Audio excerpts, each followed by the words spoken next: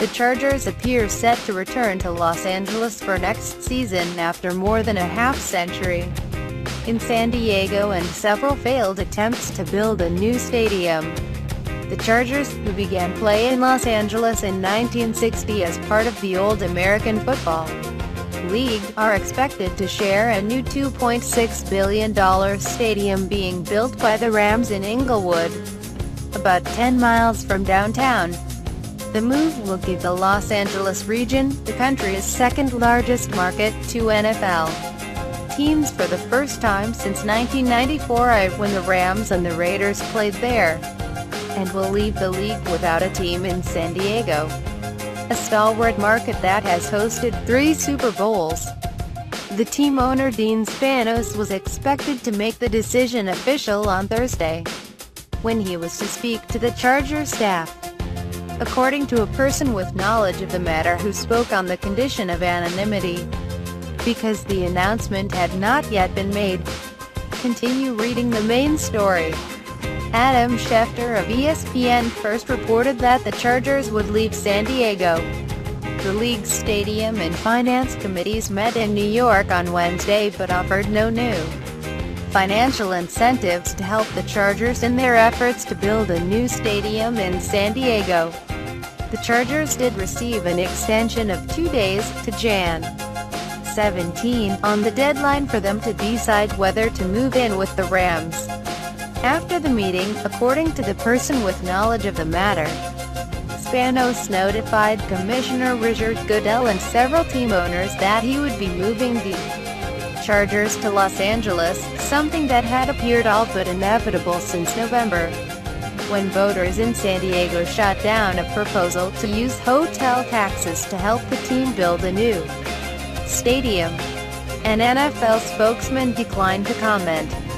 A Chargers spokesman did not immediately respond to a request for comment. The Chargers for years were unable to forge a deal with a succession of mayors to build a jointly financed replacement for Qualcomm Stadium, one of the oldest stadiums in the league. The city also lacked the concentration of big corporations that the league and teams often consider critical to supporting a team. The Chargers' decision to leave comes almost exactly a year after the team owners decided to allow the Rams to leave St. Louis and return to Los Angeles. The Chargers, who had teamed up with the Oakland Raiders to make a separate bid to move to the Los Angeles area, were rebuffed. But the Chargers were given 1 year to decide whether they wanted to move in with the Rams in Inglewood. Early last year, Spanos unveiled a plan to build a new stadium in downtown San Diego. But the plan assumed hundreds of millions of dollars from an increase in the local hotel bed tax, a contribution that voters resoundingly rejected in November, leaving the team and the city with no working alternative. Spanos, whose father, Alex, bought a majority share of the Chargers in 1984, repeatedly said he wanted to find a way for the team to stay in San Diego. Ultimately, though, the business rationale for moving made far more sense than trying to find a solution in San Diego, even if a proposal for a new stadium in San Diego were to emerge.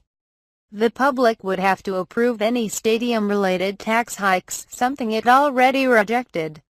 In Los Angeles, the Chargers would be a tenant in the Rams stadium, so Spanos does not have to spend years and potentially billions of dollars buying land and overseeing construction. The Chargers would have to pay a relocation fee, which would come to $650 million if it is paid over 10 years.